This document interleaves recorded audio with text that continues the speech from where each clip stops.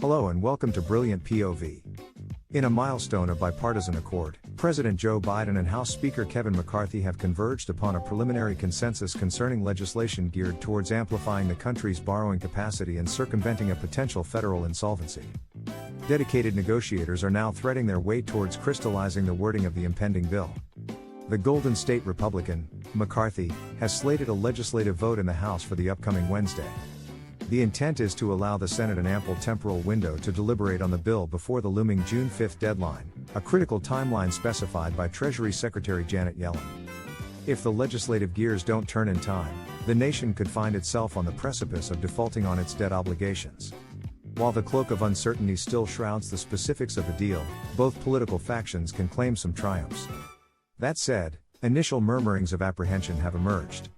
Some conservative voices echo concern that the compromise does not sufficiently curtail future fiscal deficits. Meanwhile, Democrats harbor anxiety over potential alterations to work stipulations within schemes such as food stamps. To shed some light on the known provisions and omissions within the agreement.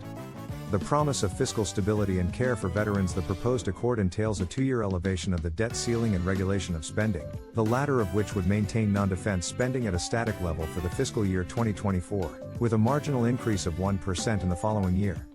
This information comes via an anonymous insider well versed in the deal. Additionally, the arrangement ensures comprehensive funding for veterans' medical care. The plan aligns with the allocations outlined in President Biden's prospective 2024 budget proposal, including a dedicated fund for veterans who have faced exposure to toxic substances or environmental hazards. A sum of $20.3 billion has been earmarked for this particular fund.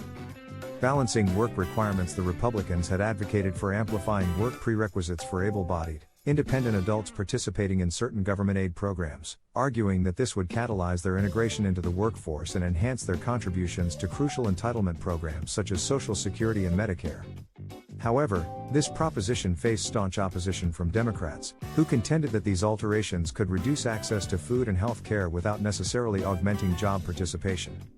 While new work requirements for some Medicaid recipients were previously endorsed by the House Republicans, these did not make the cut in the final arrangement. Nonetheless, the deal does encompass an expansion of work requirements for SNAP recipients. The changes, closely aligned with the Republican proposition, would raise the age for existing work requirements from 49 to 54, with an expiry date set for 2030. At the same time, the White House assures that this would reduce the number of vulnerable individuals subjected to these requirements.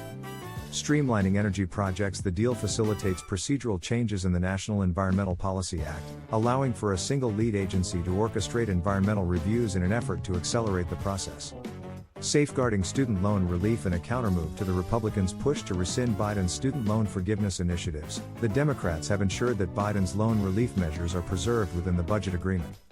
However, the ultimate determination on the issue rests in the hands of the Supreme Court, which is currently swaying towards conservatism by a 6-to-3 ratio. An air of doubt lingers over the legality of Biden's student loan plans, with a decision slated for release by the end of June. Thanks for watching. Please subscribe.